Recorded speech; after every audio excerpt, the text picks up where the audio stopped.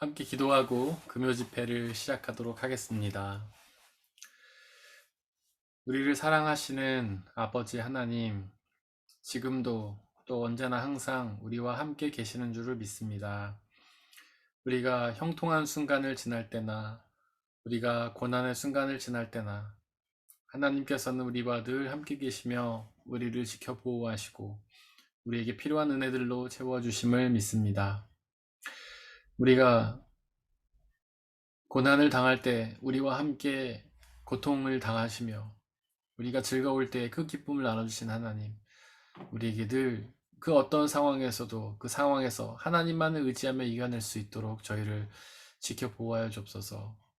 이 시간 그 하나님을 온전히 높여드리기 원합니다. 하나님을 찬양하기 원합니다. 하나님 그 찬양을 흠양하여 주시고 우리에게 가장 필요하고 놀라운 말씀으로 허락하여 주옵소서. 우리 주 예수 그리스도의 이름으로 기도드렸습니다. 아멘. 함께 찬양하겠습니다. 내가 그리스도와 함께.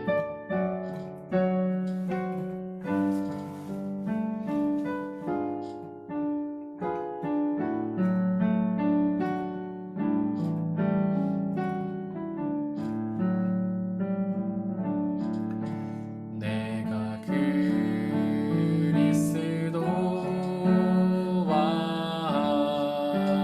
함께 십자가에 못 박혔나니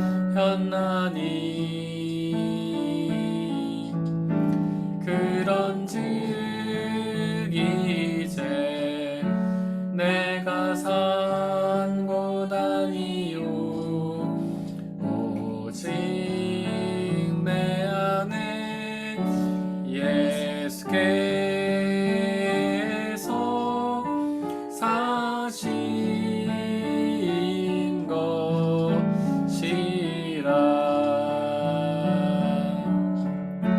이제 내가 육체 가운데 사는 것을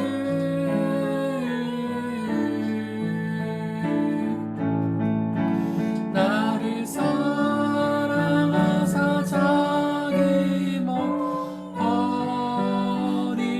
버리신 예수 위해 산 것이라.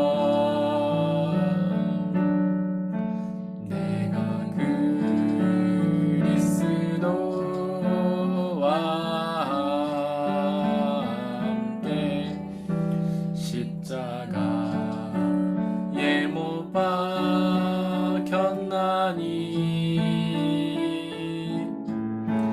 그런즉 이제 내가 산 곳 아니요 오직 내 안에 예수께서 사신 것이라.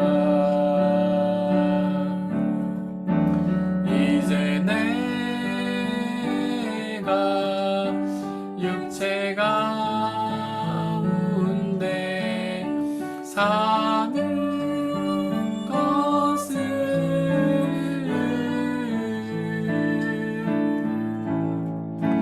나를 사랑하사 자기 몸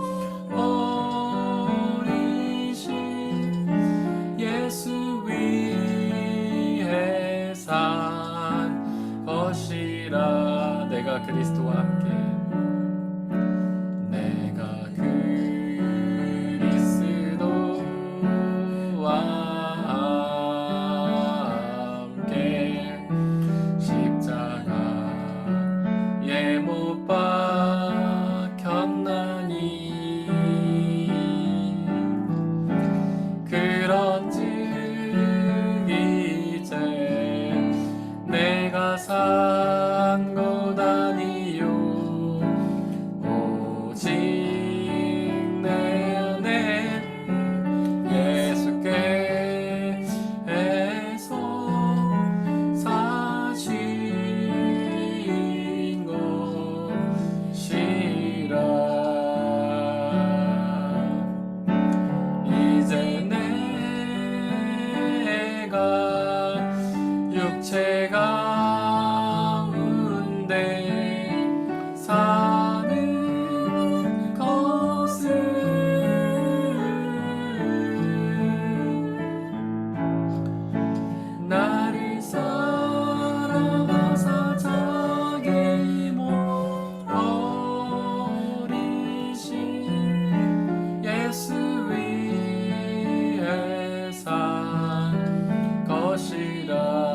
내가 그리스도와 함께 내가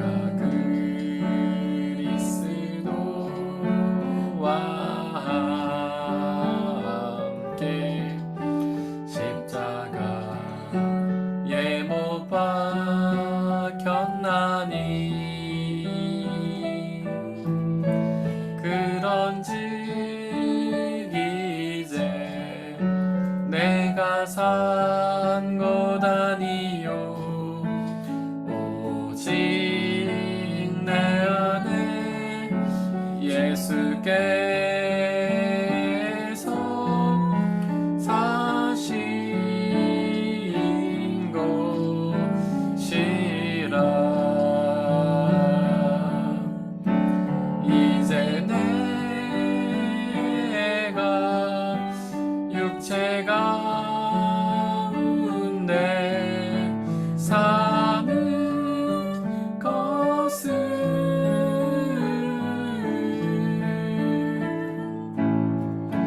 나를 사랑하사 자기 못 버리신 예수 위해 산 것이라 이제 내가 육체가 산 것은 이제 내가 육체 가운데 사는 것은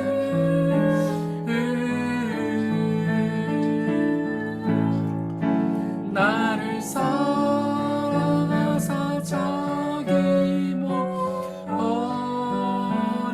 버리신 예수 위해 산 것이라. 우리가 방금 고백드린 찬양처럼 우리는 예수님께서 십자가에서 죽으실 때 우리의 자아 또한 함께 십자가에 못 박아서 죽게 했습니다. 그것이 바로 우리 죄악의 근원인 우리의 교만을 없앴던 것입니다. 그 십자가를 믿는 사람들은 더 이상 우리의 삶을 나의 욕심과 나의 뜻대로 살아가는 것이 아니라 온전히 예수님의 뜻을 따라 예수님께 순종하며 예수님의 뜻만을 위해 살아가는 삶이 되어야 합니다. 하지만 우리는 여전히 우리 가운데 죄가 남아있어서 나도 모르는 사이에 나의 자아를 내세우고 나의 욕심대로 나의 욕망대로 살아가며 하나님을 나의 욕심대로 이끌어갈 때가 오히려 많지만 이 시간 성령 하나님 우리와 함께 해주시사 성령의 충만함을 통하여 우리의 자아를 완전히 내려놓고 우리의 모든 교만을 내려놓고 회개하며 온전히 예수 그리스도만을 바라보며 진심으로 진정으로 주님만 따라가는 삶을 살게 해달라고 이 시간에 함께 기도하겠습니다. 아버지여 간절히 기도합니다. 예수님께서 십자가에 달리실 때에 우리의 죄의 근원인 자아 또한 십자가에 달렸던 것을 하나님 고백합니다. 하나님 역사해 주시고 은혜 내려주시고 성령의 충만함으로 함께 해주시사 우리의 자아를 완전히 낮출 수 있도록 아버지 역사해 주옵소서. 우리 죄악의 근원인 자아를 낮추는 것이 얼마나 어려운 일입니까? 우리는 날마다 애를 쓰지만 날마다 실패합니다. 성령 하나님 역사해 주시고 우리의 능력으로는 불가능하오니 성령 하나님의 은혜로 우리의 자아를 온전히 내려놓고 온전히 예수 그리스도만 의지하며 살아가는 삶이 될 수 있도록 아버지 역사해 주옵소서. 나의 나머지 이 삶을 나의 자아를 위해 나의 욕망을 채우기 위해 살아간 삶이 아니라 온전히 예수 그리스도를 따르며 예수 그리스도의 영광을 위해 예수 그리스도의 뜻을 위해 사는 삶이 될 수 있도록 아버지 역사해 주옵소서. 우리가 우리의 생각대로 우리의 자아의 교만대로 자대했던 그 모든 것들을 내려놓고 겸손히 하나님을 바라보며 의지하며 나가게 하여 주시고 아버지 하나님 성령의 충만함으로 하나님만을 바라보며 의지하며 나가서 우리의 모습이 되도록 아버지 하나님 역사하여 주시옵소서. 그 무엇보다 우리의 마음이 주님께 있게 하여 주시고 그 무엇보다 주님을 사랑하게 하여 주시고 나의 모든 욕망과 욕심을 다 내려놓고 하나님만을 예배하며 나가서 우리가 될 수 있도록 아버지 하나님 역사해 주시고 은혜 내려주옵소서. 성령의 충만함을 살 수 있도록 아버지 은혜 내려주시기 소망합니다. 하나님만 열정을 가지고 하나님의 사랑을 가지고 아버지 우리의 삶을 온전히 하나님께 투영하며 하나님만 의지하며 살아갈 수 우리의 삶이 될 수 있도록 아버지 하나님 역사해 주시고 은혜 내려주시옵소서. 성령 하나님 우리와 함께 해주시고 하나님 이끌어 주시고 은혜 내려주시옵소서.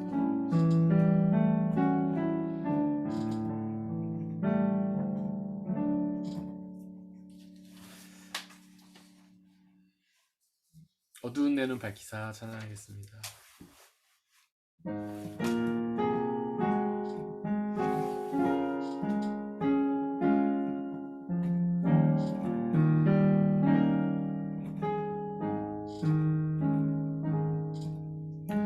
어두운 내눈 밝히사 진리를 보게 하소서. 진리의 열쇠 내게 주사 참 빛을 찾게 하소서. 깊으신 뜻을 알고자 엎드려 기다리오니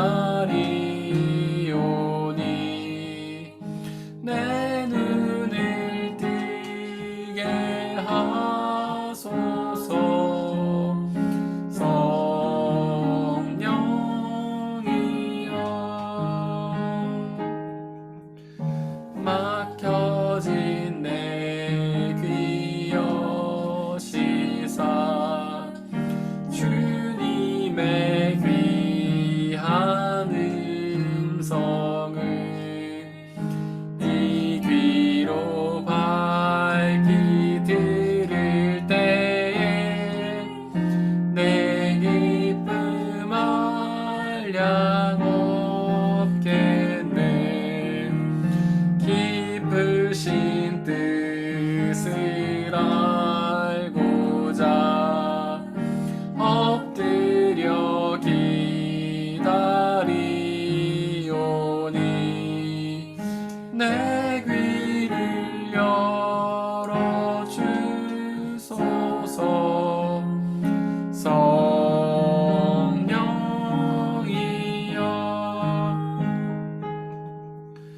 봉해진 내 입 여시사 복음을 널리 전하고 차가운 내 맘 녹여주사 사랑을 하게 하소서.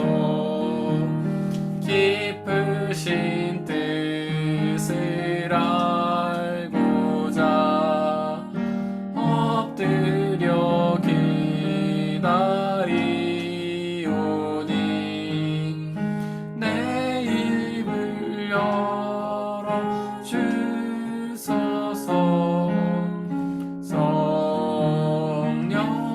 성령이여 어두운 내 눈 밝히사 어두운 내 눈 밝히사 진리를 보게 하소서. 진리의 열쇠 내게 주사 참 빛을 찾게 하소서. 깊으신 뜻을 알고자 엎드려 기다리오니 내 눈을 뜨게 하소서. 성령이여 막혀진 내 입 여시사 막혀진 내 입 여시사 주님의 귀한 음성을 이 귀로 밝히 들을 때에 내 기쁨 한량 없겠네. 깊으신 뜻을 알고자 엎드려 기다리오니 내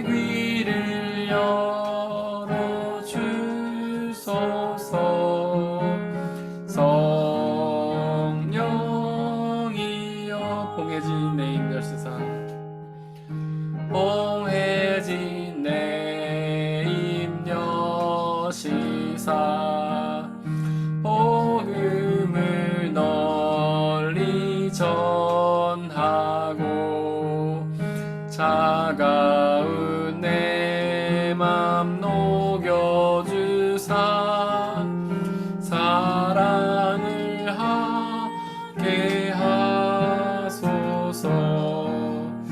깊으신 뜻을 알고자 엎드려 기다리오니 내 입을 열어 주소서.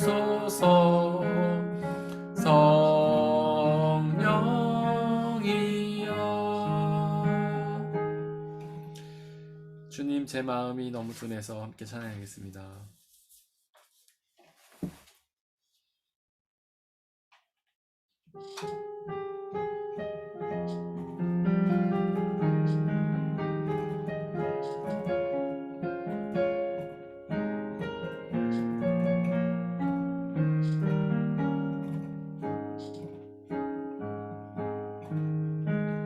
주님, 제 마음이 너무 둔해서 주님을 볼 수 없습니다. 이 땅에 속하여 이 땅만 보다가 주님 손을 놓쳤습니다.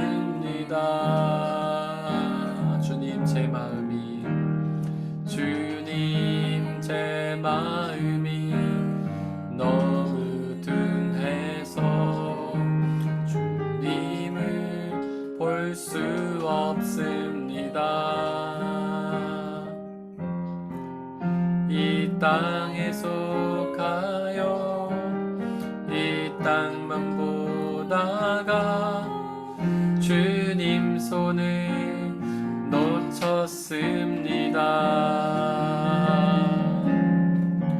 나는 나그네로 왔는데 왜 주저앉게 되었나. 나는 정직이인데 언제부터 내 삶의 주인이 되어버렸나.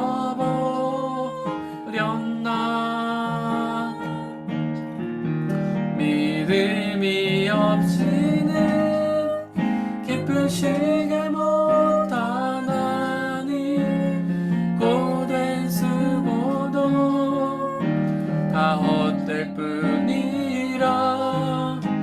믿음이 없어서 무너진 삶의 모든 자리에 다시 주님을 기다립니다.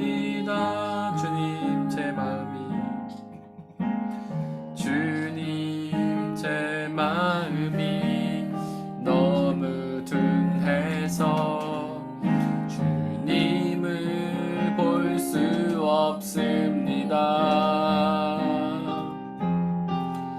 이 땅에 속하여 이 땅만 보다가 주님 손을 놓쳤습니다. 주님, 제 마음이 너무 둔해서 주님을 볼 수 없습니다.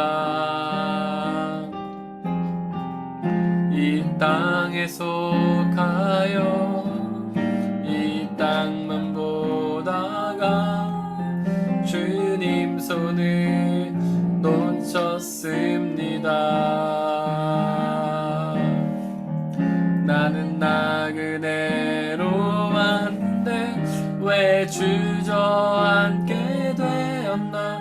나는 정직이인데 언제부터 내 삶의 주인이 되어버렸나.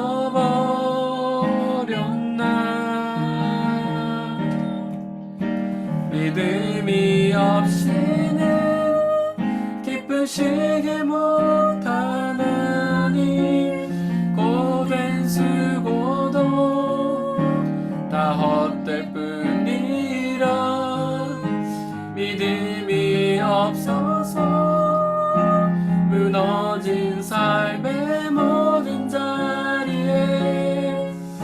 다시 주님을 기다림니 믿음이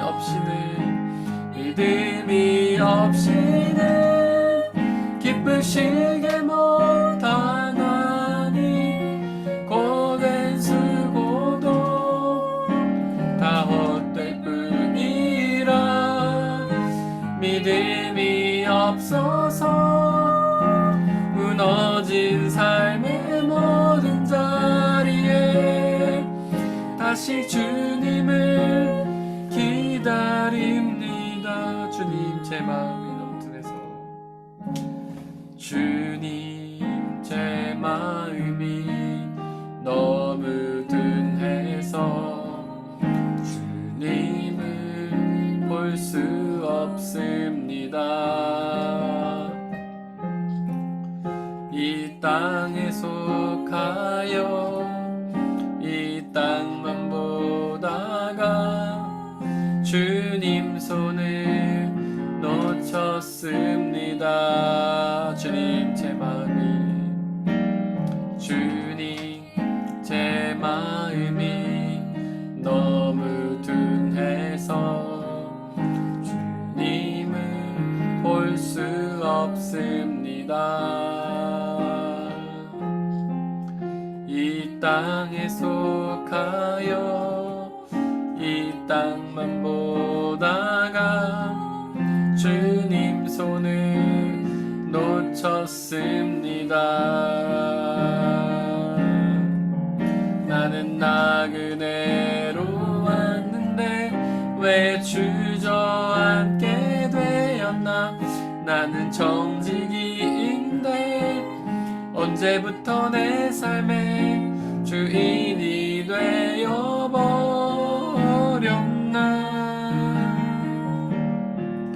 믿음이 없이는 기쁘시게 못하나니 고된 수고도 다 헛될 뿐이라.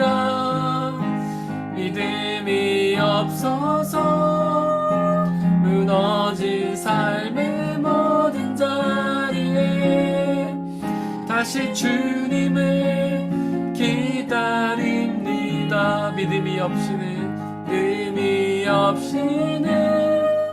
기쁘시게 못하나니 주를 찾는 자 반드시 만나리. 믿음이 없어서 무너진 삶의 모든 자리에 다시 주님을 기다립니다. 우리의 삶의 자리를 한번 돌이켜보기를 원합니다. 우리의 삶이 무너져 있지는 않습니까? 우리에게 기쁨이 사라져 있지는 않습니까? 우리에게 평화가 없지는 않습니까? 우리에게 다툼과 미움과 전쟁이 가득하지는 않습니까? 원망과 불평만이 가득하지는 않습니까? 삶 속에서 길을 방황하고 험한 곳에서 헤매이고 있지는 않습니까? 이 모든 것들이 다 우리의 믿음이 식어졌기 때문입니다. 하나님을 바라보지 않고 나 자신을 바라보기 때문입니다. 하나님을 바라본다면, 오직 그분을 온전히 믿는다면 그분에게 있는 참된 기쁨과 평안과 자유를 누릴 수 있으며 그분의 빛이 우리의 삶을 그분의 길 가운데로 인도하실 것입니다. 그분의 영원한 생명으로 인해 우리의 마음이 늘 기쁘고 평안할 것이며 그 어떤 어렵고 힘든 고난 가운데에서도 주님만을 의지하며 기쁠 수 있을 것입니다. 그 어떤 형통한 순간에서도 교만하지 아니하고 주님께 영광을 돌릴 수 있을 것입니다. 이 시간 함께 믿음을 구합시다. 성령 하나님의 은혜로 우리에게 온전한 믿음을 달라고, 우리의 마음을 온전히 성령 하나님께서 채워주셔서 오직 하나님만 믿고 의지하며 나가게 해달라고, 그로 인해 그분이 주시는 참된 구원과 기쁨과 자유와 평안과 삶의 올바른 방향을 찾으며 나갈 수 있게 해달라고 이 시간에 함께 기도하겠습니다. 아버지 하나님, 이 시간 간절히 기도합니다. 하나님, 우리가 삶의 길을 잃고 방황하고 있지는 않습니까? 하나님, 우리의 마음속에 참된 기쁨과 자유와 평화가 없는 것은 아닙니까? 우리의 마음속에 원망과 불평이 가득하며 우리의 삶의 길에 뜻을 알지 못하고 잘못된 곳에서 방황하고 있는 것은 아닙니까? 삶 속에서 어둠을 경험하며 절망과 낙심을 경험하고 있는 것은 아닙니까? 아버지여, 그렇다면 우리의 믿음이 다시 세워져야 합니다. 성령 하나님 우리에게 함께하여 주시고 오직 성령의 충만함으로 온전한 믿음을 우리에게 허락하여 주시고 당신을 믿음으로 인해 우리에게 당신에게 있는 참된 구원의 은혜와 기쁨과 자유와 평안을 누릴 수 있도록 아버지 역사해 주옵소서. 하나님, 시대가 어렵습니다. 하나님, 코로나가 우리를 자꾸 위협합니다. 우리는 날마다 절망과 좌절 속에 빠지며 하나님, 우리가 골방 속에서, 은둔 속에서, 어둠 속에서 하나님 방황하고 있습니다. 아버지 하나님, 시간 간절히 기도하오니 성령 하나님의 은혜로 우리를 함께하여 주시고 그 어떤 어려운 상황에서도 하나님을 믿고 의지하며 나가게 하시고 하나님 주신 참된 구원의 은혜 그리고 기쁨과 자유와 평안과 참된 소망을 품며 나갈 수 있도록 아버지 역사해 주옵소서. 이 삶의 어려운 순간 속에 낙심하고 절망하는 것이 아니라 주님의 빛을 보고 담대히 나아가 그 빛 주시는 놀라운 은혜와 평안을 누리며 나갈 수 있도록 아버지 역사해 주시고 아버지, 우리가 잃어버렸던 길을 찾고 다시금 예수 그리스도라는 길을 통하여 걸어가며 그 주님의 뜻을 구하며 나아갈 수 있도록 아버지 역사해 주옵소서. 우리의 삶에서 하나님이 너무 많이 밀려 있습니다. 우선순위가 너무 아래로 떨어져 있습니다. 아버지여, 우리의 그 우선순위를 세워주시고 우리의 모든 뜻과 마음과 정성 하나님께를 모으고 주님 앞에 나갈 수 있는 우리가 될 수 있도록 아버지 하나님 역사해 주시고 은혜 내려주시옵소서.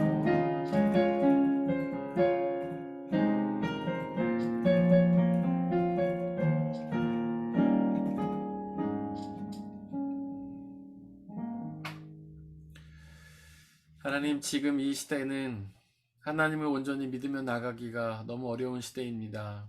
온갖 멀티미디어, SNS, 또 재밌고 즐거운 것들이 우리의 눈과 귀와 마음을 빼앗고 게다가 코로나가 우리를 낙심하게 하고 절망하게 하고 위축되게 합니다. 하나님, 하나님을 찾기보다는 세상의 가치들을 찾으며 세상의 즐거움과 평안을 찾으며 세상에 푹 빠져 살아가는 우리가 하나님 너무나 죄 가운데 있음을 고백합니다. 아버지 하나님, 우리가 그 잃어버렸던 길에서 다시 예수 그리스도를 찾게 하시고 예수 그리스도라는 그 바른 길을 다시금 걸을 수 있도록 아버지 역사해 주옵소서. 우리의 눈이 어두워져서 우리의 마음이 하나님 둔하여져서 하나님의 말씀을 듣고도 당신을 찾을 능력이 없음을 고백합니다. 이 시간 성령의 빛으로 우리의 어두운 앞길을 비춰주시고 하나님, 우리 앞에 있는 그 예수 그리스도라는 길을 찾고 온전히 걸어갈 수 있도록 아버지 역사해 주옵소서. 우리의 삶에 완전 뒷전으로 밀려져 있는 가장 낮은 우선순위로 밀려져 있는 그 하나님을 그 향한 믿음을 다시금 되찾게 하시고 아버지, 우리의 믿음을 하나님 향한 믿음을 우리의 가장 높은 우선순위에 두고 날마다 하나님을 사모하고 하나님의 말씀을 사모하고 주님 앞에 나아갈 수 있는 우리가 될 수 있도록 성령 하나님, 우리의 마음을 요동시켜 주시옵소서. 이 시간 우리에게 말씀하여 주시고 말씀을 통하여 우리를 깨우쳐 주시고 말씀을 통하여 하나님 앞에 가까이 나갈 수 있는 귀하고 놀라운 시간으로 은혜 내려 주시옵소서. 감사드리며 우리 주 예수 그리스도의 이름으로 기도드렸습니다. 아멘. 네, 이제 말씀을 함께 나누려고 합니다. 지금 저희가 계속해서 욥기 38장을 나누고 있는데요. 지난주에 욥기 38장의 개요에 대해서 이야기를 하고 본문으로 들어가지는 못했습니다. 오늘 본문으로 들어가려고 합니다. 38장 1절에 보면 이렇게 기록하고 있습니다. 그때 주님께서 욥에게 폭풍이 몰아치는 가운데서 대답하셨다. 37절까지는 하나님이 등장하시지 않죠. 맨 처음에 욥기 1장과 2장에서 하나님이 나옵니다. 그 이후로는 계속해서 욥의 고난을 당하는 상황, 욥의 독백, 그리고 새 친구들이 방문해서 욥의 고난을 정죄하는 장면, 그리고 엘리후가 등장해서 욥을 정죄하는 장면까지 쭉 이어지고요. 그 사이에는 하나님의 말씀이 나오지 않죠. 그리고 하나님께서는 욥에게 직접 말씀하시지 않고 사탄에게 말씀하셨다든가 욥과는 조금 동떨어진 곳에 계셨죠. 우리가 그 하나님을 하늘에 계신 하나님이라고 표현합니다. 하늘이라는 곳은 당시의 사람들이 볼 때는 거룩한 곳이었어요. 우리는 하늘을 쉽게 여행을 하죠. 비행기를 타고 가기도 하고 요즘에 최근에 보니까 그렇게 민간인들을 태운 우주선들이 등장을 하더라고요. 그래서 몇몇 회사에서 돈을 받고 사람들을 모아가지고 우주 여행을 합니다. 그리고 최근에 기껏해야 그렇게 가면은 몇 시간 정도 우주에서 있는데 최근에 아마존인가에서 우주선을 개발했고 사람들을 모았는데 우주에서 3일인가 4일 머무는 그런 패키지 여행을 준비해서 사람들이 갔다 왔다고 하더라고요. 지금은 우주를 이렇게 여행하는 시기니까 사람들이 하늘을 그렇게 동떨어진 곳이라고 생각하지 않습니다. 하지만 옛날에는 달랐어요. 하늘을 우리 인간이 도저히 범접할 수 없는 곳, 우리가 감히 갈 수 없는 곳, 그런 곳이라고 생각했죠. 그것을 거룩한 곳이다 이렇게 표현합니다. 거룩하다는 뜻은요, 다르다는 뜻이에요. 구별되어 있다는 거죠. 우리랑은 완전히 다른 곳이라는 것이에요. 그래서 하나님 나라가 거룩한 곳이라는 것은 이 세상, 우리가 발붙이고 살아가는 이 세상과는 완전히 다른 곳이라는 거죠. 이 세상은 유한하죠. 시작이 있고 끝이 있습니다. 이 세상은 제한적입니다. 모든 것을 할 수가 없죠. 그 다음에 능력이 없어요. 무능력해요. 이 세상은요. 우리 인간도 다 할 수 있는 게 아니죠. 뭐 적당히 몇 가지 정도 할 수 있지만 할 수 없는 것도 많고요. 그리고 우리의 지식에도 지혜도 한계가 있죠. 그러나 하나님 나라는, 하늘은 완전히 거룩한 곳이었어요. 옛날 사람들이 생각할 때 하늘은 하나님 나라니까. 근데 이제 하늘은 이제 동떨어져 있는 곳이다 보니까 사람이 갈 수 없는 곳이었잖아요. 그래서 하늘에 계시는 하나님이라는 뜻은요, 하나님이 우리와 멀리 계시다 이런 뜻이에요. 우리에게는 굉장히 생소한 개념이죠. 우리는 하나님을 가깝게 느낍니다. 우리는 임마누엘의 하나님이잖아요. 예수님 시대부터 하나님 우리에게 가까이 오셨어요. 인간의 육신을 입고 우리 가운데 오셔서 우리의 가운데 머무셨죠. 그래서 2000년 전 이스라엘이라는 땅에 머무시면서 그때 사람들과 함께 동거동락하셨어요. 그래서 그 제자들 주변에 있는 사람들은 예수님을 통해서 하나님을 보았죠. 그래서 그들은요, 하나님을 가깝게 느낀 거예요. 그래서 그거를 임마누엘이라고 표현을 했습니다. 예수님이 하나님 나라로 승천하시면서 우리에게 당신의 영이신 성령 하나님을 보내주시죠. 그래서 우리는 하나님을 가깝게 느낍니다. 예수님 시대의 사람보다 더 가깝게 느끼죠. 예수님 시대의 사람들은 예수님이 옆에 계셨잖아요. 그 다음에 뭐 예수님이 다른 곳으로 떠나시거나 하면은 그래도 멀리 떨어져 있는 거 아닙니까? 하지만 이제 예수님이 승천하시고 성령 강림 사건이 일어난 이후에는요, 우리는 하나님을 더 가까이 느껴요. 하나님이 옆에 계신 것이 아니라 바로 우리 안에 계시죠. 우리 안에서 뭐 우리를 떠나시는 것이 아니라 우리와 함께 계시면 늘 동행하시는 겁니다. 우리가 잠을 자나, 우리가 어디를 가나, 직장에 가나, 학교에 가나 우리와 늘 동행하시는 그 하나님이에요. 그래서 옛날의 사람들은 하나님을 하늘에 계시다고 느꼈다면, 그리고 예수님의 시대의 사람들은 예수님을 옆에 있다고 느꼈다면, 우리는 예수님을 안에 모시고 그 예수님과 늘 대화하고 동거동락하며 동행할 수 있게 된 것이죠. 그래서 옛날의 사람들은요, 그렇게 하나님을 가깝게 느끼지 못했어요. 그 하나님이 이제 욥기서 37장까지는 1장에 37장까지는 하나님이 하늘에 계셨던 거나 마찬가지예요. 그래서 하늘에 계셔서 사탄과 뭐 이렇게 대화를 하시기도 하지만은 욥에게 직접 말씀하시진 않았죠. 하지만 38장에서는 드디어 하나님이 주님께서 욥에게 폭풍이 몰아치는 가운데서 대답을 하십니다. 그러니까 욥이 하나님이 욥과 직접 만나셔서 대화를 하시는 장면이 드디어 나오는 거예요. 여기에는 이제 주님이라는 단어가 나오죠. 주님. 하나님을 뜻하는 단어는 여러 가지가 있다고 제가 앞서서 한번 말씀을 드렸습니다. 엘로힘, 그 다음에 여호와, 그리고 뭐 엘로힘에서 파생된 것이 엘샤다이, 그 다음에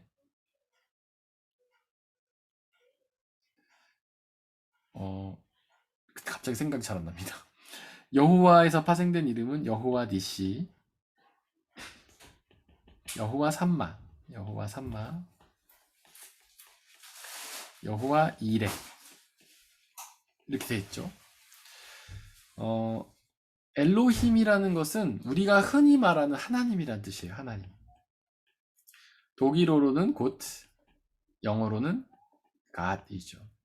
그래서 그냥 하나님이란 뜻이에요. 어떤 절대적인 신의 존재, 유일하신 하나님, 그런 뜻을 의미하는 것이 엘로힘입니다. 또 엘로힘에는 또 다른 뜻이 있는데 바로 재판장이란 뜻이 있다고 했죠. 하나님은 재판장이십니다. 우리말로 하면 판사죠. 그래서 하나님은 법을 정해 놓으셨습니다. 예수님을 믿으면 우리가 구원을 얻는다. 하지만 믿지 않으면 죄로 인해서 죽게 된다. 이런 법을 정해놓으셨죠. 그리고 그 법을 가지고 마지막 날에 하나님께서 우리를 재판하십니다. 심판하세요. 우리가 흔히 뭐 법정에 가보신 분 별로 안 계시겠지만 법정 드라마에서 보는 장면이 펼쳐지는 거죠. 하나님께서 판사석에 딱 앉아 계시고 우리는 피고석에 서 있고, 우리를 고발하는 사탄이 우리의 죄를 고발하고 우리를 변호해 주시는 보혜사 성령님 예수님께서 우리의 죄를 변호해 주시고, 재판장으로서의 하나님입니다.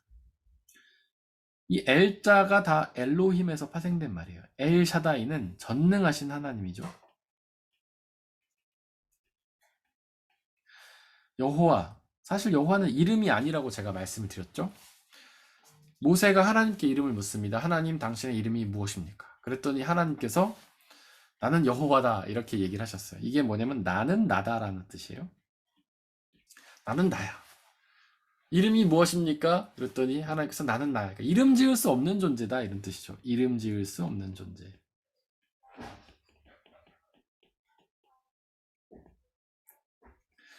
제가 이거 여러 번 설명드렸기 때문에 간단하게만 설명드리는 겁니다. 여러분 다 아실 거라고 생각하고요. 이름 지을 수 없다는 건, 이름 짓는다는 건 규정하는 거죠. 이름 지을 수 없다는 것은 규정할 수 없다는 뜻이에요. 규정할 수 없다. 하나님은 규정될 수 없는 분이죠.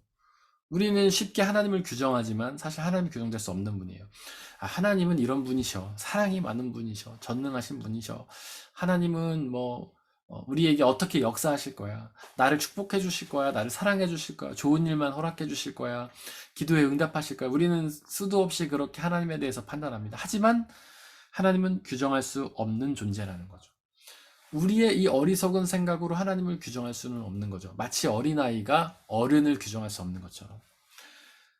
신학자 판넨베르크는 하나님이 규정할 수 없는 존재지만 오히려 하나님이 규정하시는 존재다 이렇게 말을 했어요. 규정하시는 존재. 하나님은 모든 것을 규정하시는 분이십니다. 하나님께서 태초에 창조하셨다는 거는요, 하나님 모든 걸 규정하신 거예요. 우리가 창세기 앞장 기록을 보면은 원래 어둠이 있었어요. 하나님 창조하시기 전에. 근데 하나님께서 빛을 만드셨습니다. 그리고 빛을 낮이라 칭하시고 어둠을 밤이라 칭하세요. 거기 칭한다는 게 바로 규정한다는 거예요. 하나님께서 빛을 낮이라 칭하셨기 때문에 이 낮이 된 겁니다. 하나님께서 어둠을 밤이라 칭하셨기 때문에 밤이 된 거예요. 우리가 왜 이런 모습이 되었을까요? 왜 눈이 두 개고 코가 있고 머리카락이 있고 입이 있고 손이 두 개고 손가락은 10개씩 있고, 왜 우리는 말을 하고 우리는 생각을 할까요? 우리는 왜 배설을 하고 우리는 식사를 할까요? 우리는 왜 사랑을 할까요? 우리는 왜 미고하고 시기하고 질투하고 다툴까요? 바로 하나님께서 우리를 그렇게 규정하셨기 때문에 그런 겁니다. 산은 하나님이 산으로 규정하시고, 바다는 하나님이 바다로 규정하시고, 나무는 나무로 규정하시고, 사람은 사람으로 규정하시고. 그다음 하나님께서 태초에 아담을 만드셨죠. 아담. 이 아담이라는 뜻이 사람이란 뜻이에요. 사람. 많은 사람들이 아담을 남자라고 생각하는데 아닙니다, 여러분들. 아담은 남자가 아니에요. 그 창세기 기록을 잘 살펴보면 하나님께서 이 아담에게서, 사람에게서 갈비뼈를 취해서 여자를 만드세요. 그 여자를 만드시고 남자가 나옵니다. 그러니까 아담은 어떤 성이 없었던 거죠. 그다음에 여자를 만드시고 여자가 만들어지니까 남자가 규정이 된 거예요. 네. 하나님이 왜 여자를 만드셨고 남자를 만드셨을까요? 왜 여자는 아이를 잉태하고 낳게 만드셨고 남자는 나가서 노동을 하게 만드셨을까요? 그거는 하나님의 규정이에요. 하나님 그렇게 만드신 거예요. 하나님이 모든 것을 규정하시는 분이에요. 왜 하루가 24시간일까요? 1년은 365일일까요? 왜 지구는 태양을 돌까요? 왜 다른 지구를 돌까요? 다 하나님이 그렇게 규정하시기 때문입니다. 우리는 삶 속에서 여러 가지 일들을 만납니다. 왜 그런 일이 일어날까요? 요즘에 코로나 때문에 얼마나 우리가 힘듭니까? 저도 많이 힘들어요. 이제 좀 사라지는 듯하고 희망이 보이는 듯 했더니 이제 오미크론이 나타나면서 또 옛날로 돌아갔어요. 또 예배도 제대로 못 드리고 성도님들도 또 교회 잘 오시지 않으시고 다시 옛날로 돌아갔어요. 왜 이런 일이 벌어질까요? 하나님이 그렇게 규정하셨기 때문이에요. 우리는 그런 질문이 가능하죠. 하나님, 왜 이렇게 좋지 않은 걸 우리에게 주십니까? 왜 그런 불평이 나온지 아십니까? 우리가 그걸 나쁜 거라고 규정했기 때문에 그래요. 우리는 코로나를 나쁜 거라고 규정했기 때문에 원망과 불평이 나오는 겁니다. 그런데 하나님의 규정도 그럴까요? 하나님은 과연 코로나를 나쁘게 규정하셨을까요? 아니죠. 나쁜 게 규정하신 거를 이 세상에 보내실 리 있겠습니까? 하나님의 뜻이 그 가운데 있는 겁니다. 모든 것은 합력하여 하나님의 뜻을 이루어요. 모든 것은 합력하여 하나님의 선을 이룹니다. 그러니까 비록 이 코로나가, 이 오미크론이 우리를 괴롭히지만 하나님의 뜻 가운데 있는 거예요. 하나님이 창조주시잖아요. 창조주라는 말에는요, 이 세상을 창조하고 운용한다는 뜻이 포함이 되어 있어요. 운용한다는 것은 운영한다는 거죠. 관리한다는 거예요. 하나님이 창조주시라는 것은 이 우주 만물을 창조하셨고 또 움직이시는 분이시라는 거예요. 아까도 말씀드렸지만 이 지구가 왜 태양을 도는지 하나님이 규정하셨기 때문이라는 거죠.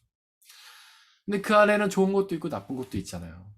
그 나쁜 것조차도 하나님의 규정이 없이는, 하나님의 허락이 없이는 절대 일어날 수 없는 일이라는 거죠. 우리가 욥기를 통해서 앞에 살펴봤지만 사탄이 욥을 시험할 때에 하나님께 허락을 받잖아요. 그 시험이라는 거는 욥에게 나쁘게 경험되는 겁니다. 욥에게는 고난이에요. 모든 자녀를 잃고 재산을 잃고 친구를 잃고 병을 얻어서 그 소외돼가지고 기와장으로 몸을 긁으면서 사는 아주 처참한 일이죠. 너무 고통스러운 일이에요. 욥한테는. 하나님이 그거를 허락하시잖아요. 하나님께는 그게 악이 아닌 거예요. 물론 하나님은 마음 아파하시겠죠. 욥이 그렇게 고통당하는 걸 보면서. 하지만 그 하나님은 그 모든 것을 합력하여서 당신의 선을 이루시는 겁니다. 안타깝게도 이제 우리가 42장까지 욥을 조금 얼마 안 있으면 욥기가 끝납니다. 38장 뒤에 제가 42장 바로 넘어갈 건데 그게 마무리예요. 근데 거기에 보면은 이 고난의 이유가 끝까지 나오지 않고 끝나요. 욥은 계속해서 하나님께 고난의 이유를 묻죠. 하나님 도대체 이 고난의 이유가 무엇입니까? 38장의 요지는 하나님께서 그 고난의 이유가 없다는 사실을 말씀해 주시는 건데 42장이 될 때까지 그 이유가 나오지 않아요. 그냥 고난이 끝나고 욥이 옛날에 잃었던 것들 되찾고 그냥 끝납니다. 욥의 고난을 통해서는 도대체 고난의 이유와 하나님이 이 욥의 고난을 통해서 어떤 선을 이루시는지 우리는 알 수가 없어요. 하지만 성경에 나타난 다른 사람들, 뭐 사도들이라든지 사도 바울 포함해서 그 다음에 초대교회 성도들 그리고 예수님 이분들의 고난에는 이유가 있습니다.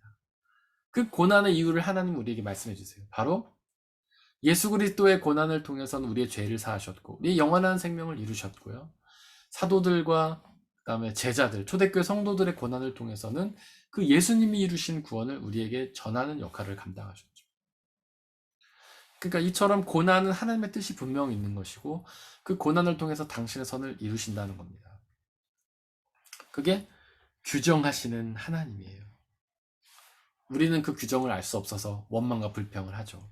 하지만 그분이 규정하시는 분이라는 사실을 알면 우리는 더 이상 원망과 불평을 할 것이 아니라 오히려 감사해야 되는 겁니다.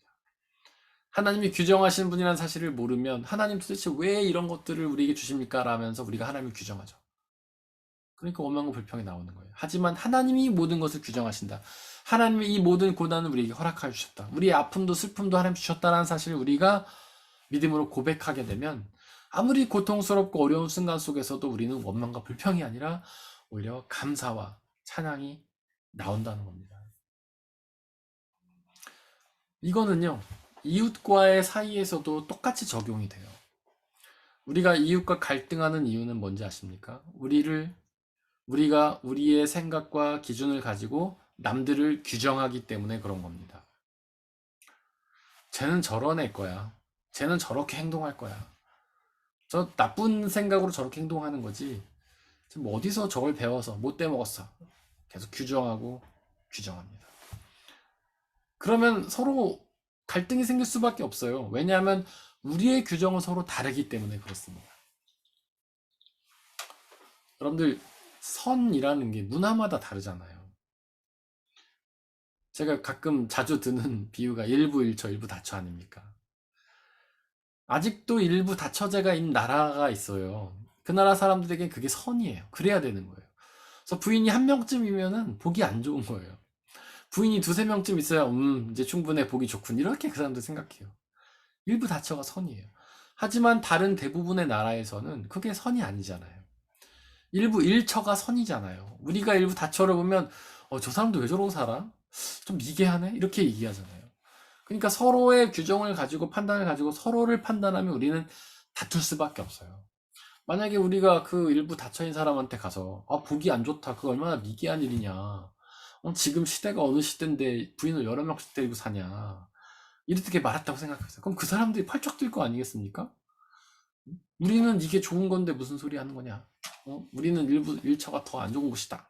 우리가 볼 때는 그러면 이제 거기서 갈등과 다툼과 불화가 생기는 것 아니겠어요? 그러니까 서로 규정하기 시작하면서 우리는 갈등과 불화가 오는 겁니다. 그러나 우리가 규정하는 것이 아니라 하나님이 규정한다는 사실 우리가 알면요, 서로 용납할 수 있어요. 저 사람을 하나님이 저렇게 규정하셨구나. 저 사람이 성격이 저런 거는 하나님이 저렇게 규정하셨구나. 저 사람이 스타일이 저런 거는 하나님이 저렇게 규정하셨구나.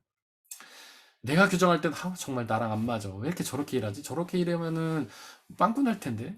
그렇게 판단하죠. 하지만 하나님이 모든 것을 규정하시고 하나님이 그 사람도 규정했다는 사실을 우리가 믿으면은요. 이제는 그 사람을 이해하고 용납하게 되는 거예요. 그러면서 사랑할 수 있게 되고 갈등이 사라지게 되는 것이죠. 하나님을 여호와로 안다는 것은 굉장히 중요합니다. 그분은 규정할 수 없고 오히려 모든 것을 규정하신 하나님이시다. 근데 재밌는 건요. 이게 그러니까 우리는 한국말로 이게 돼 있으니까 눈에 잘 안 들어오잖아요. 근데 원어 성경으로 보면 이 욥기서 안에 하나님의 이름이 총 세 가지가 이게 다 나와요. 엘로힘, 엘샤다이, 여호와 이게 다 나옵니다. 가장 처음 욥기 1, 2장에는요. 엘로힘이라고 주로 나옵니다. 그리고 새 친구들하고 대화에서도 엘로힘으로 나와요. 근데 거기서 그걸 자세히 보면은 거기서는 하나님이 재판장의 역할을 하시기 때문에 그래요. 1장, 2장에서는 재판장의 역할을 하시잖아요. 그래서 그 고발자인 사탄이 와가지고 욥을 막 고발하면서 하나님 저 욥이 왜 하나님 믿는 줄 아십니까? 제 돈이 많아서 그래요. 축복 많이 받아서 그래요. 하나님께서 저 뺏어가시면은 제 저거 하나님 배반합니다. 이렇게 고발을 하잖아요. 검사의 역할을 하는 거죠. 하나님이 이제 재판을 하셔야 되는데 증거가 있어야 될 거 아닙니까? 증거도 없이 판단하시면 안 되잖아요.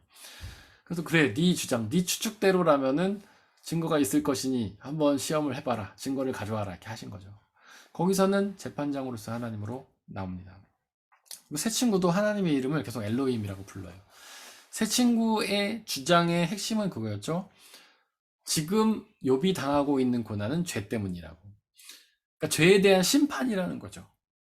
지금 죄를 지어서 죽고 나서 지옥 심판을 받지만 이미 이 세상에서는 고난이란 심판을 받는다. 그렇게 욥이 친구들이 이야기를 하는 거예요. 그래서 그들은 하나님을 엘로힘으로 불러요. 재판장. 근데 엘리후는요. 하나님을 엘로힘으로 부르지 않습니다. 하나님을 엘샤다이라고 불러요. 전능하신 하나님이다 이렇게 불러요. 엘리후의 주장의 논점은 뭐였습니까? 하나님이 욥을 훈련시키기 위해서, 욥을 더 능력 있는 존재로 만드시기 위해서 교육적인 의미로 고난을 준다 이렇게 이제 주장을 했잖아요.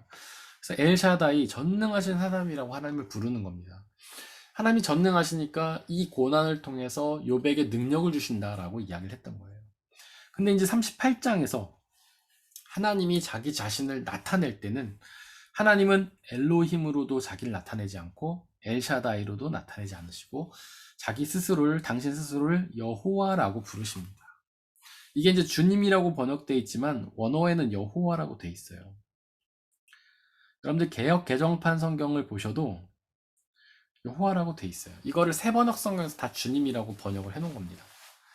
왜냐하면 여호와는 이름이 아니기 때문에 여호와라고 번역해 놓으면 오해가 생겨요. 그래서 주님이라고 번역해 놓은 겁니다. 이거는 올바른 번역이라고 좀 생각해요. 사실 유대인들도 여호와란 단어를 여호와라고 읽지 않았어요. 유대인들은 아도나이라고 읽었어요. 아도나이. 이게 무슨 뜻이냐면 주님이란 뜻이거든요. 그래서 주님이라고 번역한 게 맞습니다. 그래서 여러분들이 새 번역 성경에서 주님이라고 번역된 단어를 보면 아 이게 여호와구나 이렇게 이해를 하시면 됩니다.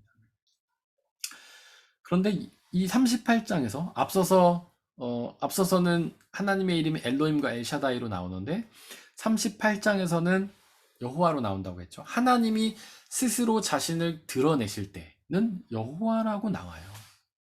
여기서뿐이 아닙니다. 여러분들이 구약 성경을 잘 살펴보시면은 하나님께서 자신을 드러내시면서 말씀하실 때는 꼭 나는 여호와다 이렇게 얘기를 하십니다. 그러니까 하나님은 당신 스스로를 여호와라고 계시하기를 원하신다는 거예요. 좋아하신다는 거죠. 하나님은 스스로를 나는 하나님이야, 나는 재판장이야, 나는 엘샤다이야, 전능하신 하나님이 이렇게 계시하기 원하시는 게 아니라 여호와야, 나는 나야, 규정될 수 없는 존재야, 나는 오히려 모든 것을 규정하는 존재야 라고 불리기를 원하신다는 거죠. 그래서 하나님의 가장 중요한 특성, 재판장으로서의 특성도 있고 전능하신 하나님의 특성도 있지만은 모든 것을 규정하시는 존재, 그리고 규정될 수 없는 존재라는 그 이름이 하나님께서 가장 강조하기를 원하는 이름이라는 겁니다. 그래서 우리는 그 하나님을 부를 때에 여호와라고 불러야 되는 거예요. 그분은 규정될 수 없어 라고 늘 인식을 하고 하나님을 규정하지 않으려고 해야 됩니다. 오히려 그 하나님이 모든 것을 규정하시는 존재라는 것을 기억하면서 그 하나님이 이 세상 모든 만물을 규정하시고 하나님의 규정대로 흘러간다는 사실을 우리는 기억해야 돼요. 그래서 이 모든 것 속에서 원망과 불평과 아픔을 가지는 것이 아니라, 낙심하는 것이 아니라 오히려 하나님의 뜻을 믿고 신뢰하면서 기뻐해야 하는 것이죠. 그 여호와 하나님은 구약 성경에서 볼 때 스스로를 그렇게 계시하시기도 하지만 하나님과 가장 가까이 계신 모습일 때 항상 자신을 여호와라고 계시하십니다. 보통은 하나님께서 주로 예언자들하고 대화를 하십니다. 아브라함이나 사무엘, 나단 선지자, 엘리야, 엘리사 이렇게 얘기를 하세요. 근데 하나님께서 가장 우리 일반 사람들에게 가까이 오신 사건이 바로 출애굽과 이집트의 광야 사건이에요. 이스라엘의 광야 사건입니다. 물론 하나님이 그때도 직접 백성들하고 얘기하시지는 않았어요. 반드시 모세라는 대언자를 통해서 얘기를 하셨습니다. 그럼에도 불구하고 하나님이 그들과 가장 가까이 계시며 그들을 지켜보셨어요. 근데 그 기록을 보면 하나님은 꼭 모세에게 나는 여호와야, 너 백성들에게 가서 내가 여호와라고 말해, 이렇게 꼭 얘기를 하신다는 거죠. 그래서 그 여호와 하나님은 우리와 가장 가까이 계시면서 우리와 동행하시기 원하시고 우리의 가장 큰 필요를 채우시며 우리에게 은혜를 주신 하나님입니다. 바로 우리에게 의해서 규정될 수도 없고 우리를 규정하시는 하나님께서 우리와 가장 가까이 계시면서 우리에게 은혜를 주신다는 겁니다. 이 엘샤다이, 전능하신 하나님이라는 뜻은요, 우리가 하나님의 전능성 그럼 뭘 떠올리나요? 기적을 일으키는 전능성을 떠올리죠. 모든 것을 하실 수 있는 전능성. 근데 성경에서 말하는 하나님의 전능은요, 창조의 전능을 뜻합니다. 생명을 창조하시는 전능성이에요. 또 어떤 전능이냐면 약속을 지키시는 전능성이에요. 이 굉장히 중요해요, 여러분. 성경 전체는 약속이 관통하고 있습니다. 그래서 우리가 구약 신약이라고 부르죠. 그 약속의 핵심은 아브라함을 통해서 하신 약속이에요. 너희가 나를 믿으면 너희는 나의 자녀가 되고 내가 너희 하나님 될 것이다. 이 약속을 하시고 지켜가신 하나님, 그 약속을 지키시는 것이 성경에 기록된 하나님의 역사입니다. 그 약속을 지키기 위해서 아브라함의 축복을 주셨고, 그 약속을 지키기 위해서 출애굽을 시키셨고, 그 약속을 지키기 위해 가나안 땅을 허락하셨고, 그 약속을 지키기 위해서 예수 그리스도를 이 땅에 보내서 죽게 하신 다음에 부활하게 하신 거예요. 그 약속. 우리는 그 약속, 아브라함을 통해 주신 그 약속을 믿어야 되는 거예요. 우리는 죄로 인해 죽을 수밖에 없지만 예수님을 믿으면 구원을 얻어서 그 나라, 하나님 나라에 들어가 그분의 백성이 된다는 그 약속을 믿어야 되는 겁니다.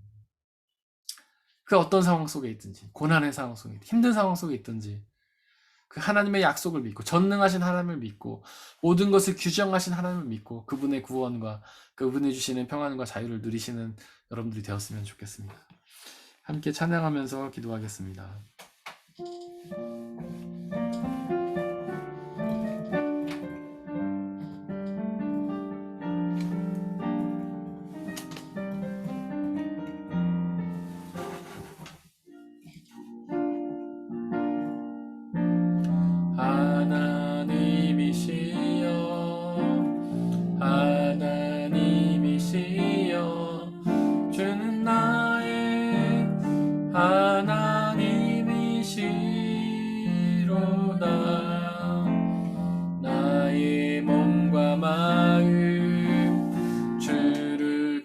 갈망하며 이제 내가 주께 고백하는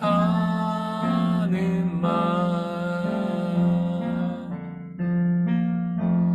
여호와는 나의 힘이요 여호와는 나의 구원이시니 내가 누구를 두려워하리요 여호와는 생명의 피난 저시니 주의 인자가 생명보다 나음으로 내 입술이 여호와를 찬양하리 내 평생에 주를 찬양하며 주의 이름으로 내 손들 주의 인자가 생명보다 나음으로 주의 인자가 생명보다 나음으로 내 입술이 여호와를 찬양하리 내 평생에 주를 찬양하며 주의 이름으로 내 손 들리라. 우리 여호와 하나님, 엘로힘 하나님, 엘샤다이 하나님을 기억하길 원합니다. 특별히 여호와 하나님, 우리에 의해서 규정될 수 없으시며 오히려 모든 것을 규정하신 하나님, 이 온 우주 만물을 규정하시고 나의 생명을 규정하시고 나의 삶을 규정하시는 그 하나님을 온전히 믿고 의지하며 내가 규정함으로 원망하고 불평하고 좌절하는 것이 아니라 하나님의 그 규정을 믿고 따름으로 인해 주님 주신 참된 구원과 평안과 자유를 누리게 해달라고 이 시간 함께 기도하겠습니다. 아버지 하나님, 시간 간절히 기도합니다. 하나님께서는 우리에 의해서 규정되시는 분이 아니라 모든 것을 규정하시는 분이시라는 사실을 다시 한번 우리가 되새겼습니다. 아버지여, 그러나 우리는 우리의 삶 속에서 얼마나 하나님을 규정할 때가 많은지요. 하나님은 이런 분이실 거라고, 이렇게 역사하실 거라고, 이렇게 역사하셔야 된다고 하나님을 규정할 때가 얼마나 많은지요. 아버지 하나님, 그런 우리의 어리석음을 용서하여 주시고 하나님은 우리에 의해서 규정되시는 분이 아니라 오히려 모든 것을 규정하시는 하나님이시라는 사실을 믿고 하나님이 규정하시는 그 모든 사실을 우리가 믿음으로 따라 나아갈 수 있도록 아버지 하나님 역사해 주옵소서. 오 성령 하나님, 우리와 함께하여 주시고 하나님만 바라보며 의지하며 나갈 우리가 되게 하여 주시고 하나님의 규정에 온전히 하나님 순종하며 하나님만 바라보며 의지하며 나갈 우리가 될 수 있도록 아버지 역사해 주옵소서. 우리의 삶 속에서 우리의 생각으로 도저히 이해가 안 되는 사건을 만나더라도 우리의 뜻으로 도저히 이해가 안 되는 뜻을 만나더라도 그것이 모든 것이 하나님의 규정임을 믿고 하나님이 그 모든 것을 협력하여 당신의 손을 이루신다는 사실을 믿고 믿음으로 감사하며 기쁨으로 나아가는 하나님 그 사건을 통해 일하시는 하나님의 선을 우리가 바라보며 담대히 나갈 수 있도록 아버지 하나님 역사해 주시고 은혜를 내려 주시옵소서.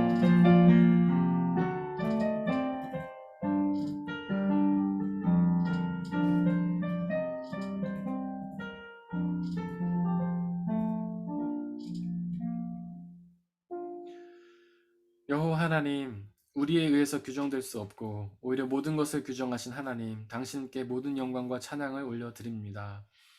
우리가 우리의 어리석은 생각으로 규정하려 했던, 하나님을 규정하려 했던 그 모든 우리의 죄악을 용서해 주시고 이제 우리의 마음과 뜻과 생각을 열어 우리를 규정하신 하나님을 받아들이기 원하오니 아버지 하나님 역사해 주옵소서. 우리의 생각으로는 도저히 할 수 없사오나 성령의 능력으로만 가능하오니 성령 하나님 우리에게 임하여 주시고 그 모든 것을 규정하시는 하나님, 모든 것을 규정 지으시는 하나님, 우리의 삶의 모든 것들을 만나게 하시고 역사하신 그 하나님을 온전히 믿고 의지하며 나갈 수 있는 우리에게 넓은 마음과 이해심과 온전한 믿음을 허락하여 주옵소서. 이제 세상으로 나아갑니다. 삶의 현장에서 부딪히는 모든 일 속에서 그 하나님의 규정을 기억하고 믿으며 감사하며 살아갈 수 있도록 은혜 내려 주옵소서. 우리 주 예수 그리스도의 이름으로 기도드렸습니다. 아멘.